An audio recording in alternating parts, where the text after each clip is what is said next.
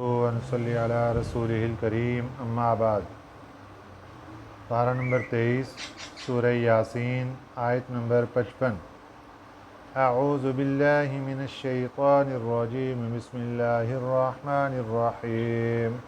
ان اصحاب الجنة اليوم فی شغل فاکہون هم وأزواجهم في ظلال على الأرائك متكئون لهم فيها فاكهة ولهم ما يدعون سلام قولا من رب رحیم۔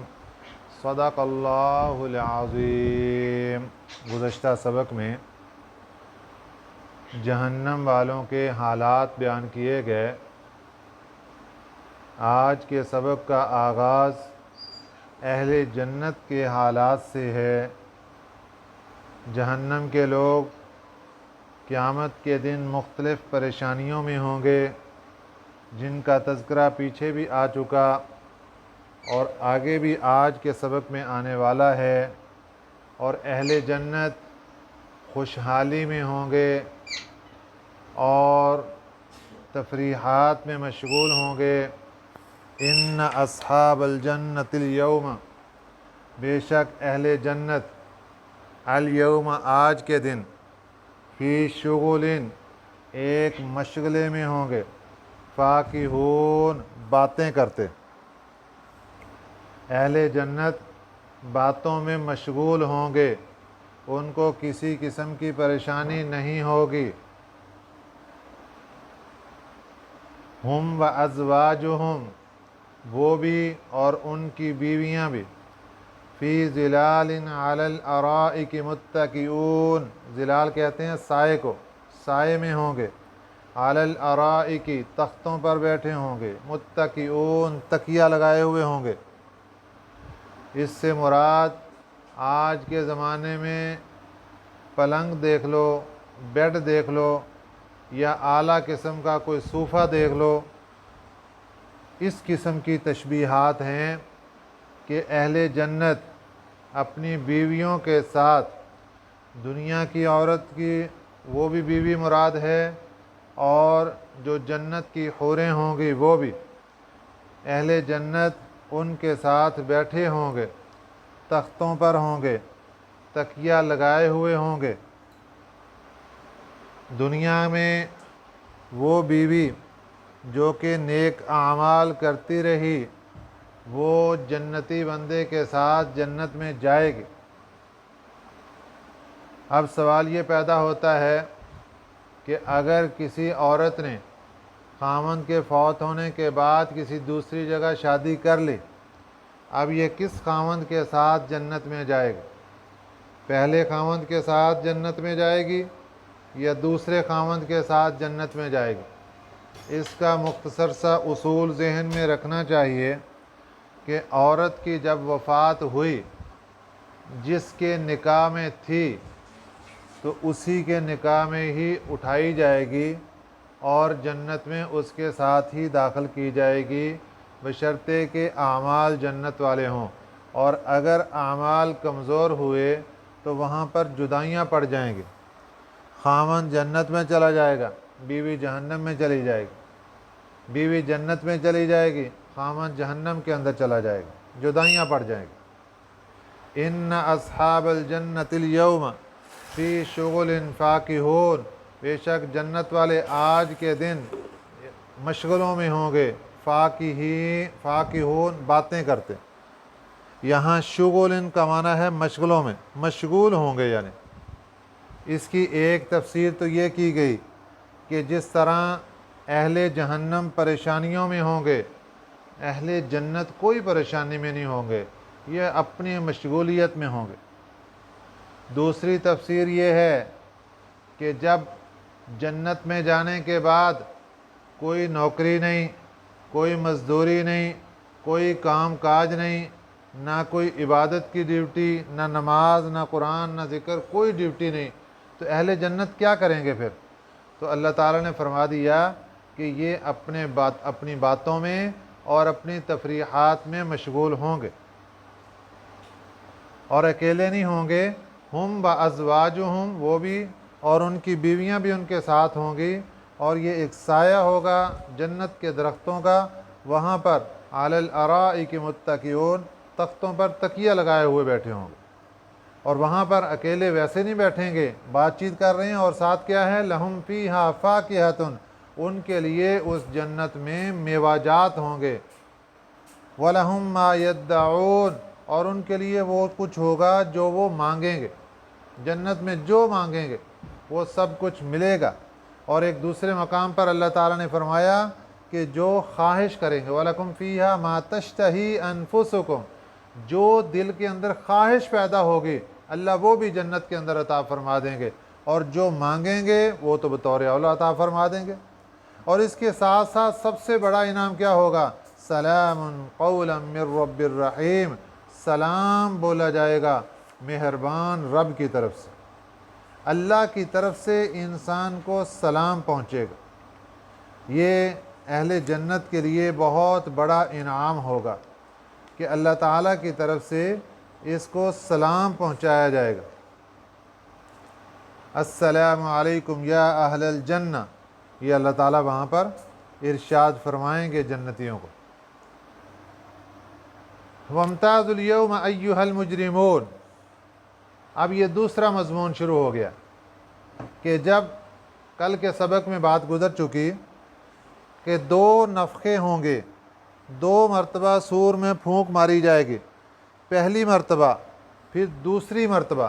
جب پہلی مرتبہ سور میں پھونک ماری جائے گی تو جتنے لوگ اس وقت زندہ ہوں گے سب کے سب مر جائیں گے، ختم ہو جائیں گے، اور دوسری مرتبہ جب سور کے اندر پھونک ماری جائے گی پھر سبھی زندہ ہو جائیں گے، جو اس وقت مرے ہیں وہ بھی، اور حضرت آدم علیہ السلام سے لے کر قیامت تک جتنے لوگ پہلے سے فوت ہو گئے وہ بھی، سبھی کے سبھی زندہ ہو جائیں گے۔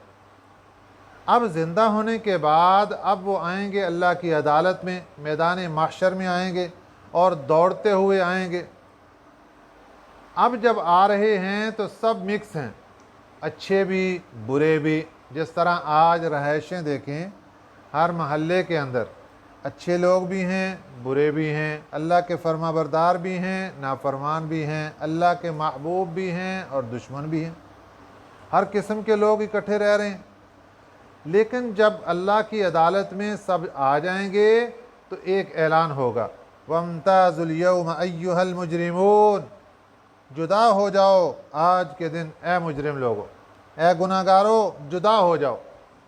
اب گناہگار کافر اور مسلمان، سب سے پہلے ان دونوں کی جدائی ہوگی، کافر الگ کر دیے جائیں گے، مسلمان الگ کر دیے جائیں گے، پھر مسلمانوں کے اندر پھر جدائیاں ڈالی جائیں گی، اور مسلمانوں کے اندر جو گناہگار ہوں گے ان کو الگ کیا جائے گا، جو نیکوکار ہوں گے ان کو الگ کیا جائے گا، اور پھر ان کے اندر دیکھا جائے گا کہ جو چوری کرنے والے تھے ان کو الگ کر دیا جائے گا، لوگوں کو تکلیف پہنچانے والے ان کو الگ کر دیا جائے گا، غیبتیں کرنے والے ان کو الگ کر دیا جائے گا۔ اسی طرح نیکوکاروں کی صفیں بنائی جائیں گی، وہ لوگ جو کثرت سے قرآن پاک کی تلاوت کرنے والے ان کو الگ کر دیا جائے گا، جو کثرت سے اللہ کا ذکر کرنے والے ان کو الگ کر دیا جائے گا۔ تو اللہ تعالیٰ کا انعام حاصل کرنے والے لوگ، جو قرآن پاک پڑھنے والے، نماز ادا کرنے والے، ذکر و اذکار کرنے والے، درود پاک پڑھنے والے، یہ سب کے سب نیک لوگ ہوں گے اور ان کو دوسروں سے الگ کر دیا جائے گا۔ وَامْتَازُوا الْيَوْمَ أَيُّهَا الْمُجْرِمُونَ، جدا ہو جاؤ آج کے دن اے مجرم لوگو۔ أَلَمْ أَعْهَدْ إِلَيْكُمْ، کیا میں نے نہیں بتایا تھا تمہیں؟ اب اللہ تعالیٰ جدا کرنے کے بعد ایک اعلان فرمائیں گے، أَلَمْ أَعْهَدْ إِلَيْكُمْ، کیا میں نے بتایا نہیں تھا تمہیں، یا بنی آدم، اے بنی آدم، اللہ تعبدوا الشیطان، کہ تم شیطان کی پوجا مت کرو، إِنَّهُ لَكُمْ عَدُوٌّ مُّبِينٌ، بے شک وہ تمہارا پکا دشمن ہے، یہ بتایا نہیں تھا تمہیں؟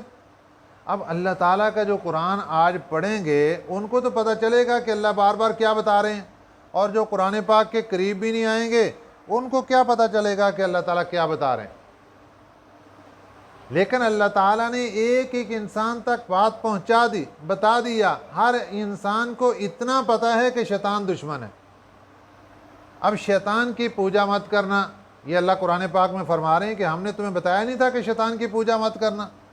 تو یہاں شیطان کو پوجنے سے، شیطان کی عبادت اور بندگی سے کیا مراد ہے؟ شیطان کی اطاعت کرنا، کیونکہ جس کی اطاعت کی جاتی ہے اسی کو ہی عبادت اور بندگی قرار دیا گیا۔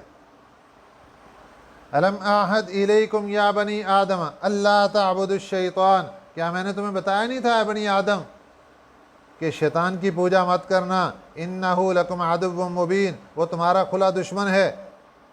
اور دوسری بات کیا بتائی تھی؟ وَأَنِ اعْبُدُونِي هَذَا صِرَاطٌ مُسْتَقِيمٌ، کہ میری ہی عبادت کرنا یہی سیدھا راستہ ہے۔ یہ دو باتیں اللہ وہاں دہرائیں گے۔ کیا میں نے دنیا میں بتایا نہیں تھا شیطان تمہارا کھلا دشمن ہے، اس کی پوجا مت کرنا، اس کی اطاعت مت کرنا؟ اور یہ بتایا نہیں تھا کہ میری عبادت کرنا، میری ہی بندگی کرنا یہی سیدھا راستہ ہے؟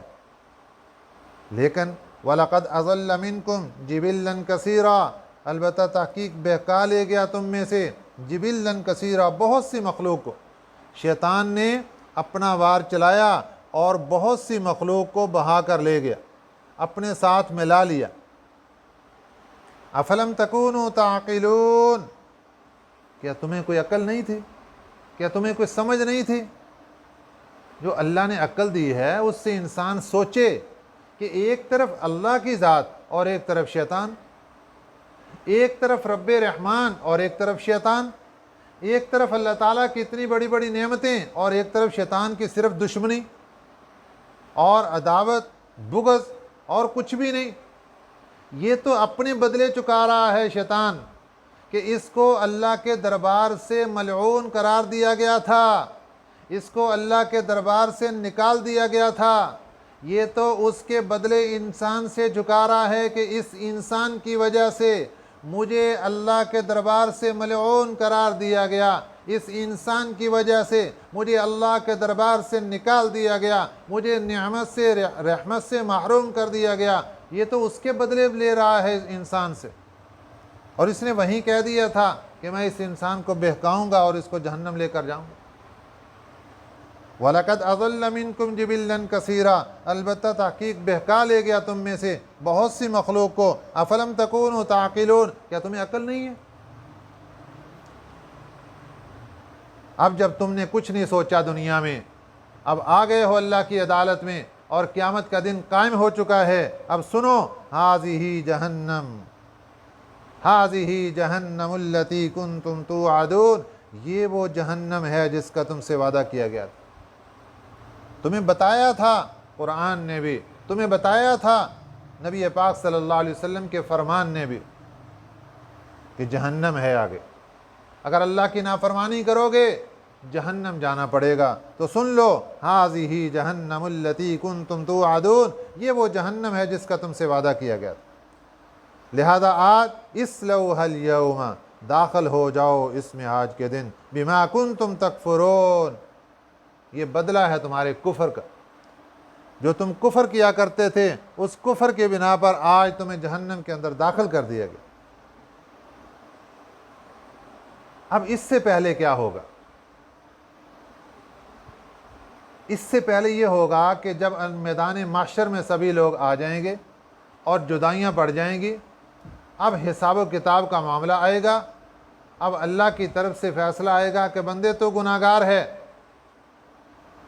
جب ایک انسان کا انتقال ہوتا ہے تو اس کا اعمال نامہ جو کہ فرشتے لکھ رہے تھے دائیں اور بائیں کندھے پر بیٹھے، جیسے ہی اس کا انتقال ہوتا ہے تو اس کے اعمال نامے کو پیک کر کے اس کے گلے میں پہنا دیا جاتا ہے، اور کسی جگہ اللہ کو محفوظ کرنے کی ضرورت ہی نہیں، اسی کو ہی دے دیا جاتا ہے۔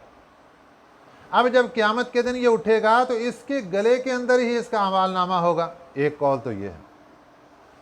دوسرا قول یہ ہے کہ جب انسان اٹھیں گے قیامت کے دن، قبروں سے باہر آئیں گے، تو اس وقت اللہ کی طرف سے اعمال نامے ان کو پکڑائے جائیں گے۔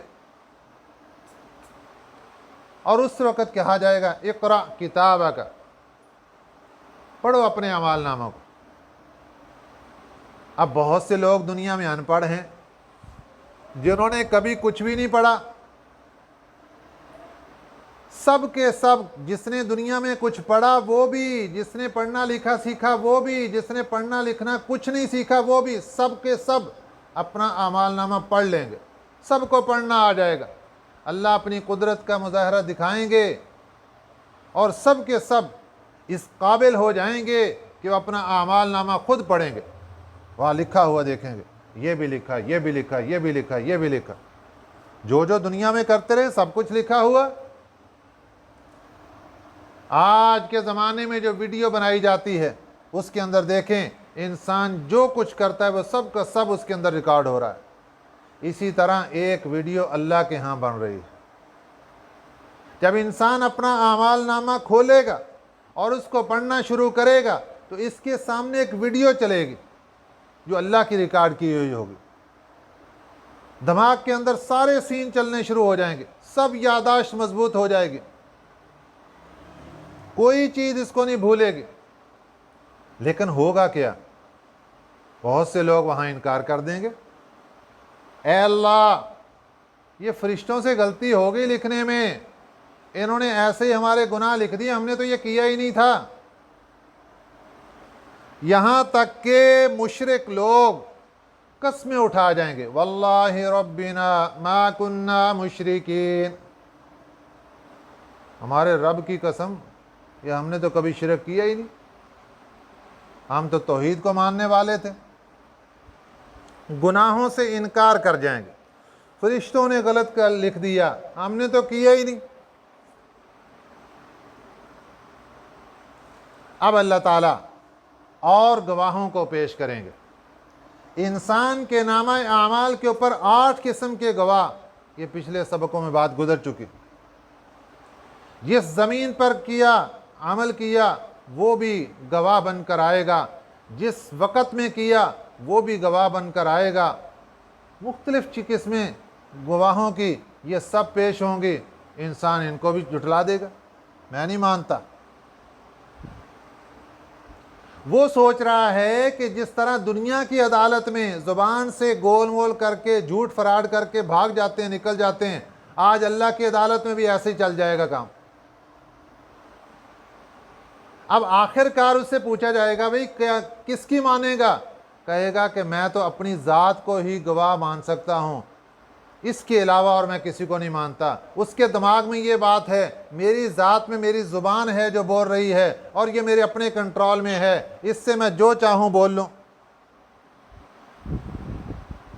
میں اپنی ذات کی گواہی مانتا ہوں، اس کے علاوہ اور کسی کی گواہی نہیں مانتا، اور اس کے علاوہ میں کسی کی گواہی نہیں مانتا۔ تو جیسے ہی وہ کہے گا کہ میں صرف اپنی ذات کی گواہی مانتا ہوں، تو اسی وقت اللہ تعالیٰ کی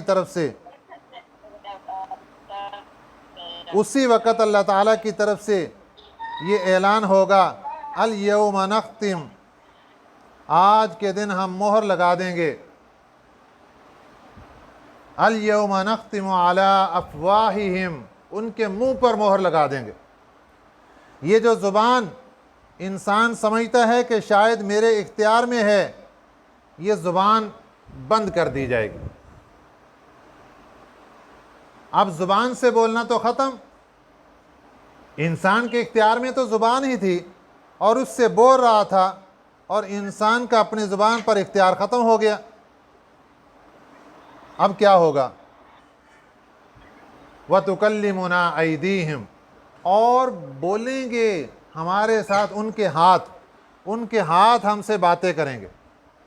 وَتَشْهَدُ أَرْجُلُهُمْ، اور گواہی دیں گے ان کے پاؤں، بِمَا كَانُوا يَكْسِبُونَ، اس بات پر جو وہ کماتے تھے۔ دنیا میں انسان جب کوئی بھی عمل کرتا ہے اس میں انسان کے ہاتھ کا دخل 99% ہوتا ہے۔ کوئی بھی عمل انسان کرتا ہے، ہاتھ کا دخل سب سے پہلے، جو بھی کوئی جرم کیا ہاتھ کا دخل سب سے پہلے۔ اس لیے اللہ نے گواہی کے لیے سب سے پہلے ہاتھ کو بلایا، ہاتھوں کی گواہی۔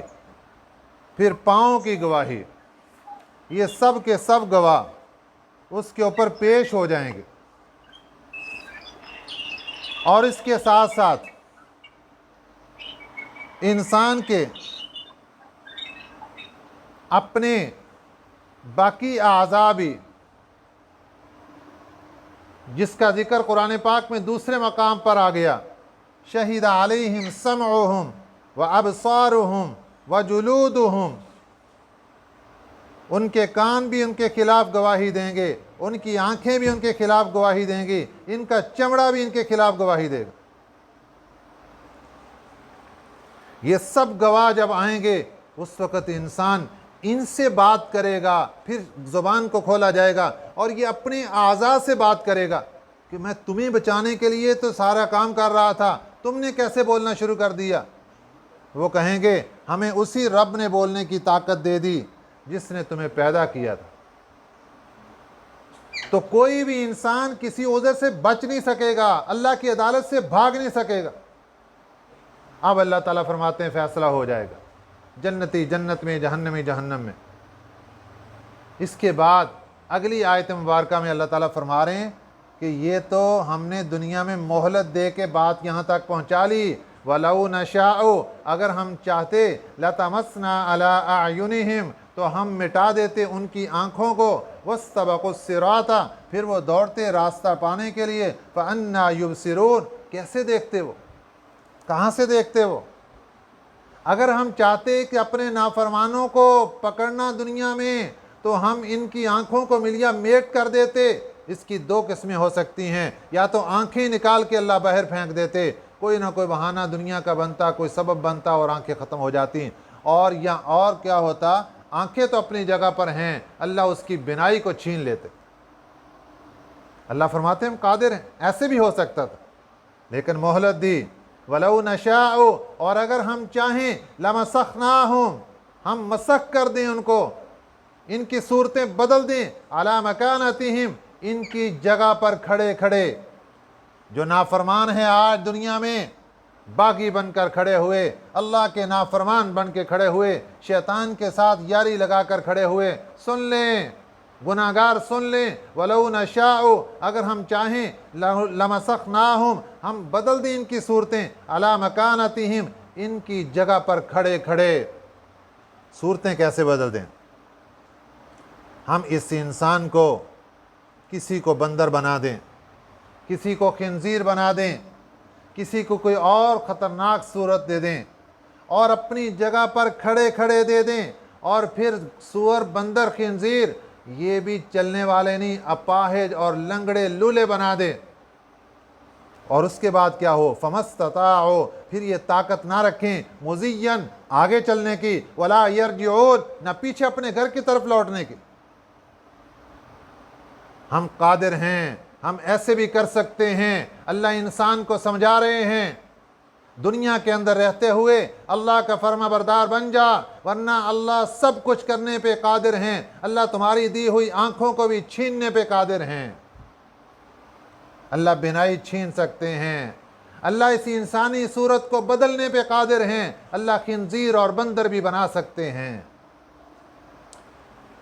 اور پھر تم مُزِيًّا وَلَا يَرْجِعُونَ، نہ آگے جا سکتے ہو، نہ پیچھے اپنے گھر کی طرف لوٹ سکتے ہو۔ اب انسان کو شیطان دھوکہ دیتا ہے، یہ کیسے ہو سکتا ہے؟ اللہ نے اس کی دلیل بھی قرآن پاک میں دی کہ یہ میں سب کچھ کر سکتا ہوں، اور اس کے نمونے تمہارے سامنے ہو رہے ہیں۔ وَمَن نُعَمِّرْهُ، اور جس کو ہم بوڑھا کریں گے، نُنَكِّسْهُ، ہم اس کو لوٹا دیں گے، فی الخلق، اس کی پیدائش میں، افلا یعقلون، کیا پھر وہ عقل نہیں رکھتے، کیا پھر وہ سمجھ نہیں رکھتے؟ اگر اس کا نمونہ چیک کرنا ہے تو ایک بوڑھے بندے کو دیکھو کہ جب وہ بڑھاپے میں پہنچتا ہے، گویا کہ وہ اپنے بچپن کی طرف لوٹ جاتا ہے، کہ بچپن کے حالات اور بڑھاپے کے حالات ایک دوسرے کے ساتھ میچ کرنا شروع کر دیتے ہیں، ایک جیسے حالات بن جاتے ہیں۔ بچپن کی یاداشت کمزور، بڑھاپے کی یاداشت کمزور، بچپن میں انسانی اعضاء کمزور، بڑھاپے میں انسانی اعضاء کمزور، بچپن میں انسان کی خوراک بہت محدود، بڑھاپے میں جا کر انسان کی خوراک بہت محدود، اور بچپن میں انسان کو خوراک بہت سوچ سمجھ کر اور ایسی خوراک دی جاتی جو اس کے لیے ذو ہضم ہو اور اس کو ہضم ہو سکے اور اس کے معدے کے لیے بہتر ہو۔ اسی طرح بڑھاپے کے اندر جا کر انسان کو نرم خوراک کی ضرورت پڑ جاتی، اور جب بڑھاپا آتا ہے اللہ کا انعام دیکھیے کہ اللہ نے ہی سب کچھ نعمتیں دی تھیں، پھر اللہ آہستہ آہستہ ان نعمتوں کو، یہ ساری باڈی سر کے بالوں سے لے کر پاؤں کے ناخن تک، یہ انسان کے جسم کی یہ ساری مشین، اللہ اس کی سب چیزوں کو آہستہ آہستہ ختم کرنا شروع کر دیتے ہیں۔ انسان کی آنکھیں آہستہ آہستہ جواب دینا شروع کر دیتی ہیں۔ پہلے 100% دیکھ رہی تھی، اب 90% دیکھ رہی ہیں۔ اب اینک کی ضرورت پڑ گئی، اب 80% دیکھ رہی ہیں، اب 50% دیکھ رہی ہیں۔ کانوں کی سماعت آہستہ آہستہ کمزور ہونا شروع ہو گئی۔